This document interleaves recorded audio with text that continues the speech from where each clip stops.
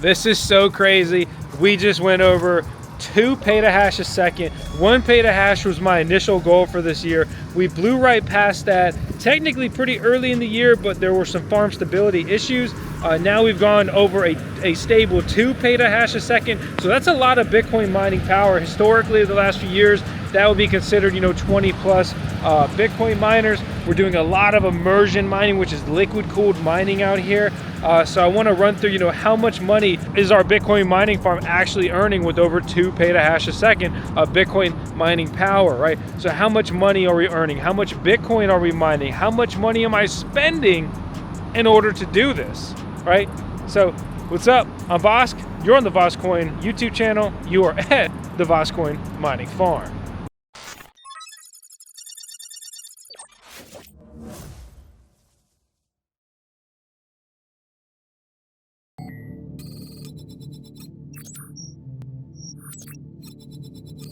I want to take you through the VoskCoin Mining Farm, kind of, where we're at, what we're doing, why have miners taken over the VoskCoin HQ. Ooh, that's a cool change right there. So I got 1 Bitcoin miner, whoop, right there, and in the corner over there, those are a bunch of Caspa miners. So I'm just going to kind of, focus on what we're doing with Bitcoin here today.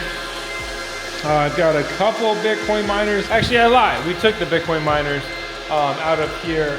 This is where I had originally set up my first Bitcoin miners about a year ago. So it's super cool to see the transition. We actually just ran another circuit over here. So we're pulling even more juice. Originally, I only ran 130 amp outlet in here. So we just ran a whole nother circuit. That's important for a couple reasons. One, I can't keep this building warm enough in the winter where I could just not winterize the RV that we're renting, which we used to take this bad boy to the track. That was such a fun project, and that is such a fun car that I'm going to finish building here over the winter. And Bitcoin's heating up, and I think that the interest in this car will heat up next year, and it'll be a really fun way to just generate some organic buzz on Bitcoin. And it's just, for what it's worth, is my way to just have fun and be like, yo, Bitcoin guys, check it out, what's up? Because my intention with this car was never to be like, oh, look at me, I got Bitcoin. It was more like, hey, Bitcoin's really cool, and here's a cool car with a cool Bitcoin design. And it's just, I don't know, I've always wanted to do some kind of unique livery my whole freaking life, so this was a fun way to mash it all up. We've got one of the next Immersion miner deployments over there. That's the DCX BitPod, fits 2 units. So make sure to subscribe to the channel, and you can watch that update when we get there. Right now, I've been working on a lot of immersion mining, right? Immersion is a great way to mine Bitcoin and other cryptocurrencies, but I'm personally only mining Bitcoin with the immersion miners. In that regard, there's a lot of good firmware. Specifically, we've been using Braiins to deploy an immersion. So that's just tried and true, proven methods. So I just have a couple little lonely guys up here. Just want to show you real quick. So I have an S19K Pro and then an L7. So that's a Dogecoin Litecoin script miner. And that's all I've got up here. We're going to work on trying to finish some of this building over the next year. There's just never enough time in the day. But, I'm happy with the progress. You may also notice that we got a little mini split up there, so we're chugging away. It's a process. It's a journey. But the immersion mining is really cool because it's so quiet. I mean, you can hear the miner noise and hum in here, but the immersion mining is so quiet. It is efficient. It's just a really cool, unique way to. Right. Come on, camera. It's over. We do. Hey.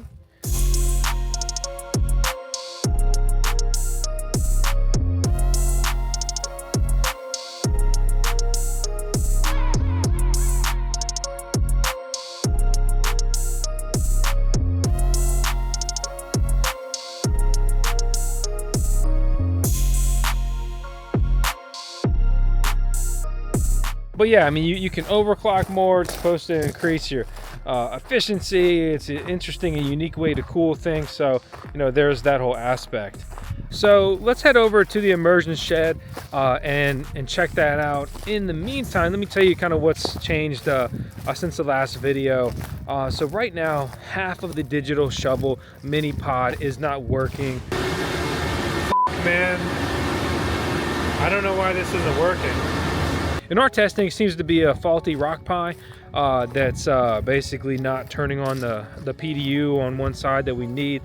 So, you know, with the way that's designed, we've lost literally half the pod. Thankfully, though, we were just getting ready to deploy, and then we did deploy our next immersion setup.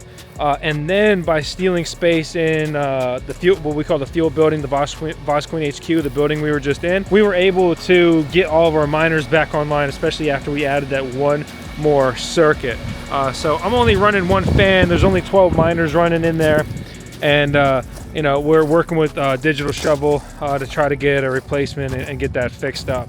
And really, there's mainly altcoin miners running in there. There are a few Bitcoin miners that have just kind of been in there, but you know, anyway, they're in there doing their thing. This is a concrete pad, which is a really interesting project, which I'm excited to share and talk with you all about. It's related to this just monolithic monster, but we'll get to that when we get to that. That is one of the next immersion installs we have to do here on the farm.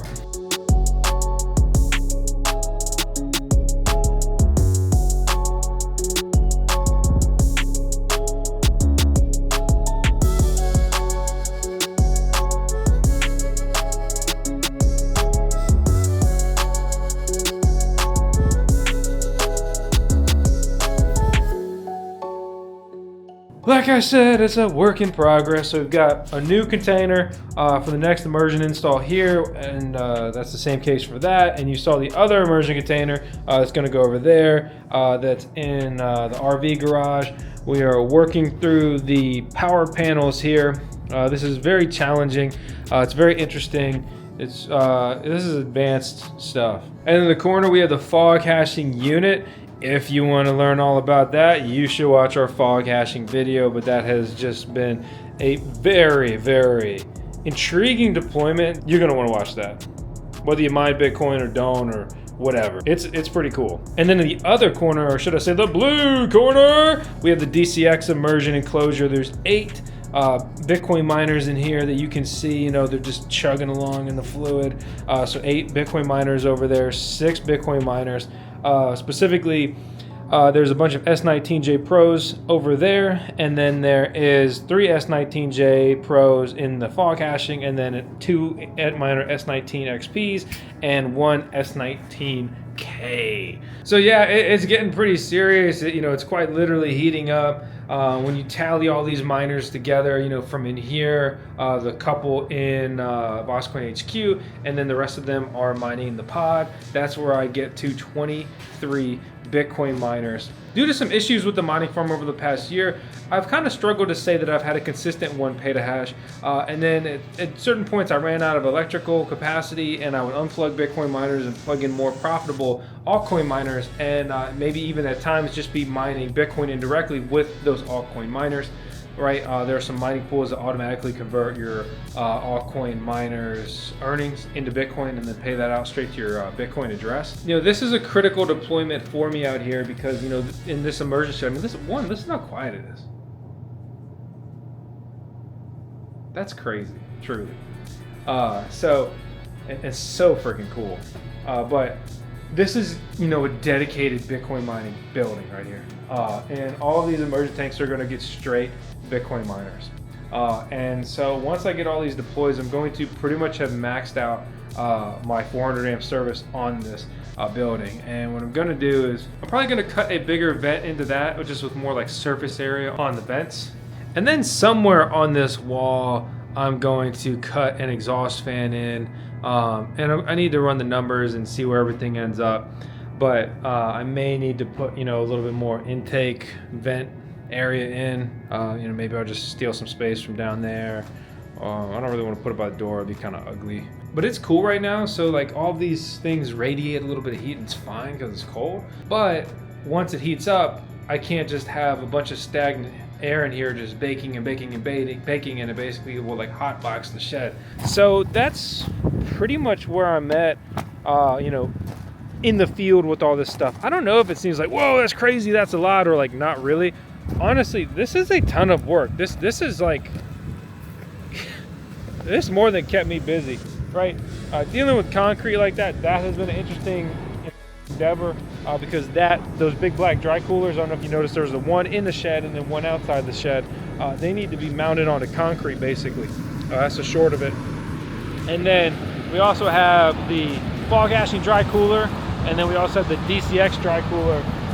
So, you know, it's starting to get serious. It's starting to, you know, really really get going and be industrial out here.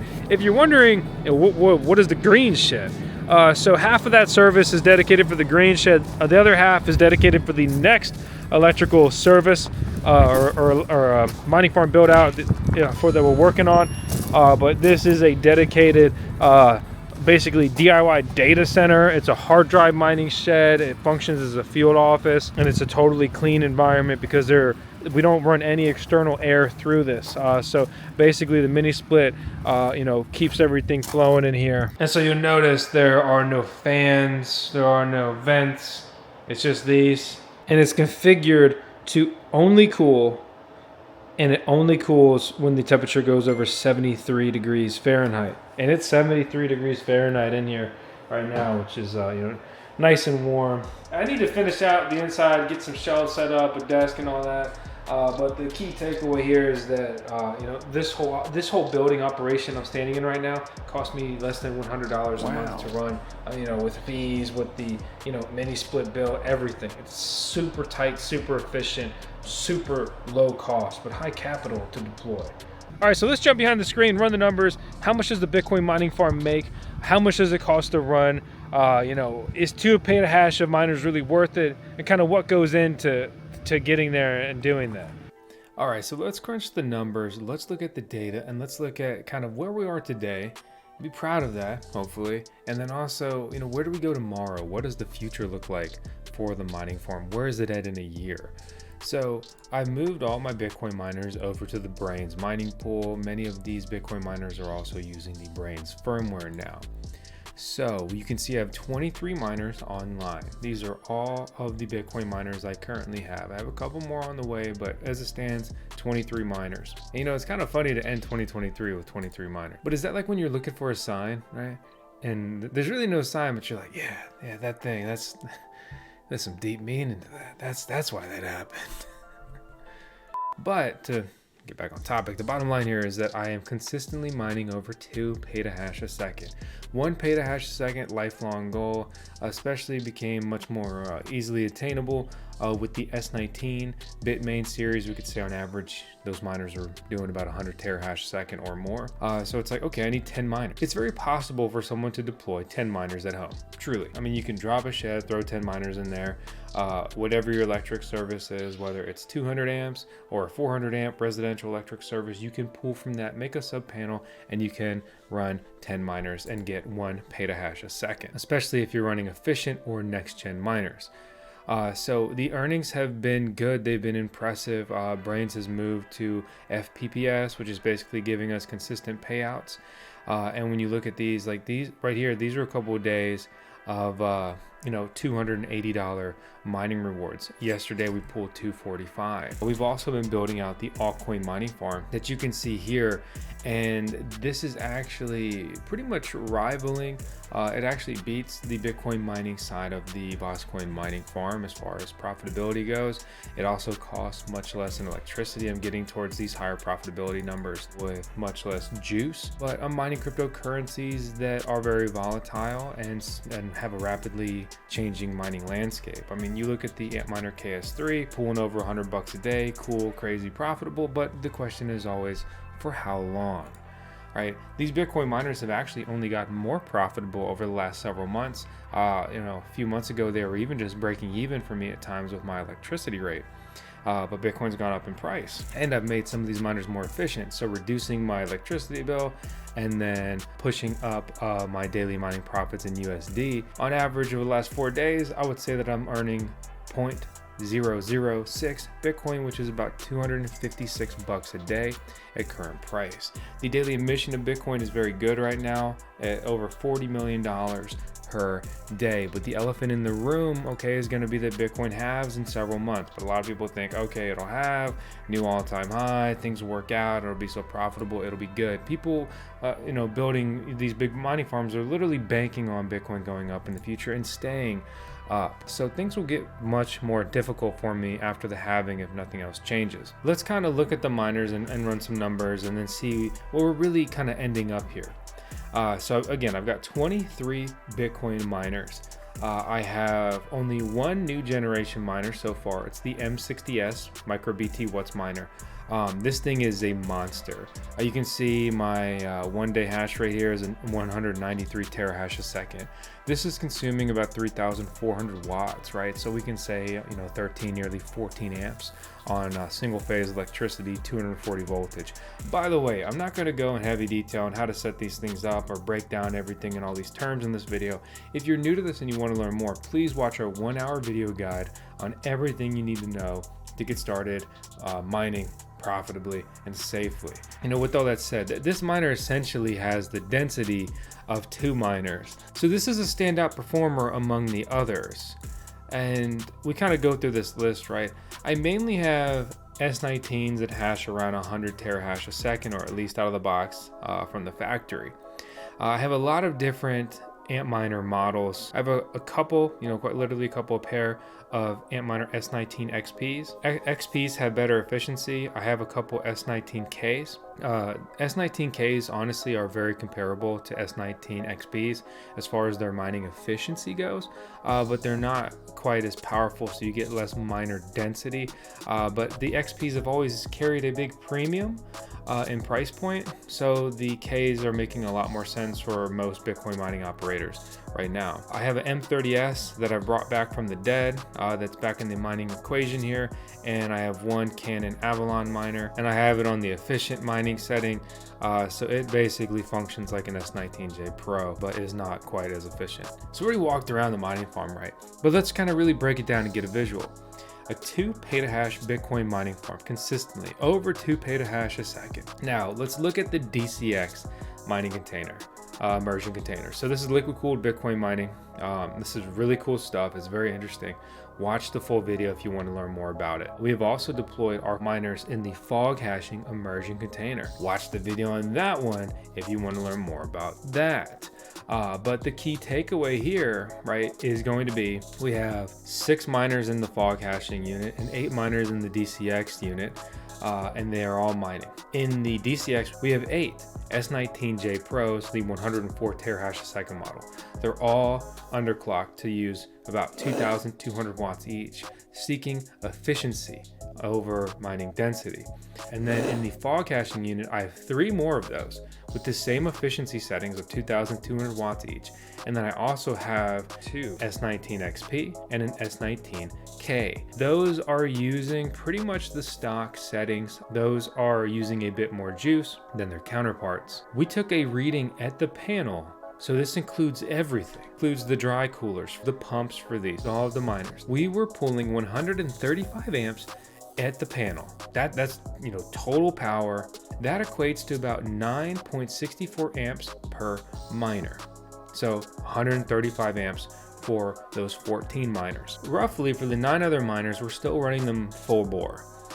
So some of them are a little bit more efficient. A few of them are actually underclocked. Let's just say that they're consuming about 12 amps each.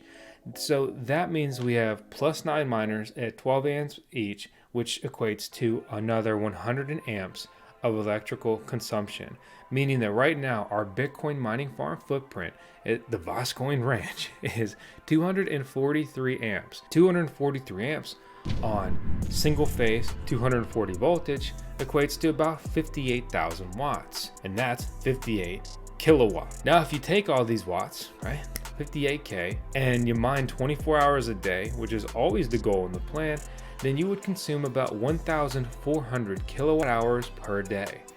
My cost is about 10 cents per kilowatt hour right now. That means that I'm spending about $140 per day to run my Bitcoin mining farm, which means that it costs me about $4,200 a month to run my Bitcoin mining farm, which extrapolates out to a whopping 51 grand a year to run my 23 Bitcoin miners in their approximate current configuration. When I looked at my digital shovel MiniPod last month, and we were running about 24 miners, I believe, or 25 miners in there, we received a power bill of $5,066. There's a different assortment of miners in there that have varying power consumption. They're not all Bitcoin miners. A lot of those Bitcoin miners that were in there have since been moved to Immersion mining containers. But the bottom line is, that's like an example. Like, I received a $5,000 electric bill. I don't even like to say it loud. $5,000. I received a $5,000 electricity bill from my electric company, and all I can say is, ow. Ow. I'm working on deploying 3-phase at our mining farm, but it's still a work in progress, and we'll be able to get our electric cost down to 7-8 cents per kilowatt hour. Then hopefully that's the plan. We're also looking at deploying solar to further offset our electrical bill. But at the end of the day, I've made the decision to push forward with the mining farm build because it's been a bear market, and I think it's been the best time to build out the mining farm aspect. And honestly, when the market gets crazy and hopefully we hit a bull run sooner than later, I'm going to stop building the actual mining aspect of the farm and pivot and turn around and start working on solar and other things. But it just makes more sense to build the solar farm in a bull run and build the Bitcoin and crypto mining farm in the bear market. And I've noticed on some comments that's some I've got some hate on that front. I just think that I feel like people don't see the vision that I see. We'll see who's right in the end. Maybe there's 2 ways to get there. Maybe I'll never make it, right? But I'm gonna keep trying. I'm gonna keep grinding. We're all gonna make it. I'm here in Braiins, remoting into the mining farm. Actually, this is an update that just recently came out. So not only can you go on to more control boards with this now, but it also has improvements for the S19K Pro. And in our initial testing, it seemed that they were able to get Braiins working on the S19K Pro, but there was definitely some refinement there. So it's really cool to see them continue to push and grind there. Full disclosure, they sent me this t-shirt. I think it's cool, and that's not why we're using Braiins. So anyway, here's one of the S19K Pros I have. It's got great efficiency. It's working well. And I bring this up in particular just to kind of bring you in here and show you how I'm easily and quickly fine-tuning my farm, right? So, I come in here, I enable auto tuning, and I pick power targets. So far I've just left the S19K Pro on their normal power targets, but let's go into one of my S19J Pros. So we can see this one's bouncing around between 24-25 watts of terahash efficiency, right? So you just divide the power consumption by your mining output, and you get your efficiency rating. And basically the way this breaks down, if you're unfamiliar, is the better watts per terahash, the lower number, the higher efficiency you have, you are mining more with a lower electrical footprint, which means you have a lower electrical bill, right? And we compare that to the S19K Pro we have here. I watched this thing go between 22 and 24 watts a terahash. So it is a little bit more efficient. But to illustrate my point here is this is a miner out of the box consuming 3,200 watts, and Bitmain gives me no ability to deal with it. At some point they have released some low power modes, but it's just very lackluster support for their miners. So we come in here, we go to the configuration, we go to the performance, and I can choose all these different metrics. They also have dynamic power scaling, and so basically when a miner gets hot, it becomes less efficient. So if it's becoming hotter and hotter and hotter, then it will dynamically scale its power consumption back to get itself cooler and running more efficient. These should be running great because this miner in particular has been dunked. It's an immersion. It has, basically high-end cooling capabilities. So I'm not going to enable dynamic power scaling at this time and just have this very efficient underclock. So what's crazy too about it, if you think of like the increased density I've given my mining farm with this, 2 miners right out of the box consume about 3,200 watts of this miner series. I brought them down to 2,200 watts each. If you take 2 miners at full bore, it's 6,400 watts. I have 3 miners consuming 6,600 watts. I am deploying almost a whole additional miner per that electrical cost. Pros and cons here. right? I have more efficient miners, but I have to buy more miners and have more infrastructure. But as far as my electrical service and where these are, it's only a 400 amp service where a lot of these Bitcoin miners are. So trying to fit my whole Bitcoin mining farm in there in my electrical bill, it all just points back to basically efficiency. Make these things efficient. So this thing could be mining 104 terahash a second or even more if I overclocked it. I forwent that 20 terahash a second approximately to bring it down to be able to deploy more miners with less electricity consumed and have better efficiency, right? And basically just put more money in my pocket. But obviously I have to buy more miners. But this miner in particular is one of those miners, if you watched our crazy video, and it was just a classic VoskCoin moment where I was like, hey babe, I'm meeting this guy for lunch and then I'm gonna buy 10 of his miners. And so we bought 10 miners for 10 grand, which is so crazy because just a couple years ago, these miners were selling for 10 grand each.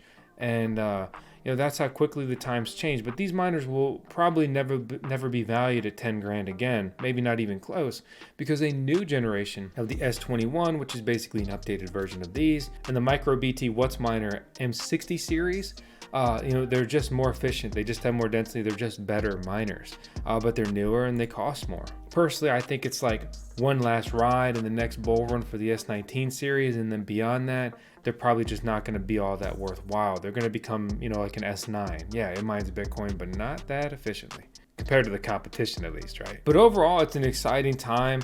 I'm very proud here, and it's just very cool. I've also had my miners spread over a bunch of different mining pools, and I've had downtime issues, inefficiency, whatever. And to have all these things in one spot, be able to get good long-term data, easy to read, daily mining profitability, and operate this thing more like the actual, Bitcoin mining farm it has quickly become, as opposed to like my crypto fantasy factory, this here for this video, this here for that testing kind of thing. It's interesting and it's a nice fun change of pace. We kind of look down this list and I look at all these miners and I see a lot of fine tuning. I see a lot of ways that we can, refine this further, increase our efficiency, get the electric bill down, and still only minorly decrease our hash rate in that pursuit.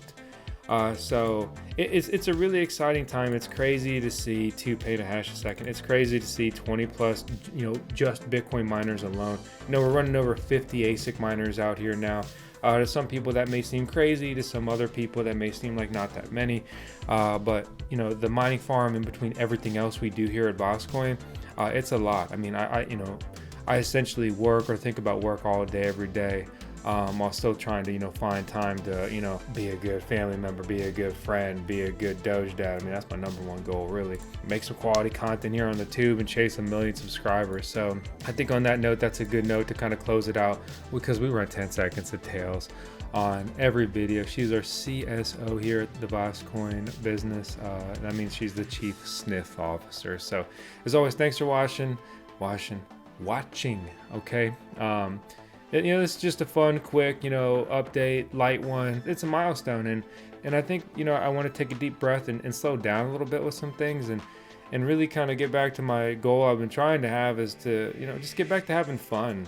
Get back to having fun, doing cool shit. Everything else will kind of fall in its place after that. And, it's so go, this project, that project. You barely even, or at least, me personally, I barely even kind of been taking a second to be like, wow, like we did some really cool stuff. Like we should be proud of that. Like this is impressive. This was difficult. This is not common. We set out to do extraordinary things, right? And this isn't just, me trying to come off like I'm bragging or something. I also want this to be like a reminder for you, like to, keep grinding, keep pushing. And when you hit milestones and when you hit your goals, take a snapshot, look at it, look back, smile, be proud. Take a moment to be like, man, this is really cool. This is like a milestone. This is a stopping point. This is something to be proud of, right? Because at the end of the day, we live, we die, and we just need to try to do some cool stuff and have fun and find some meaning in between. So I hope you found meaning, at least a little bit, in this video. Thanks for watching. I'll see you on the next one.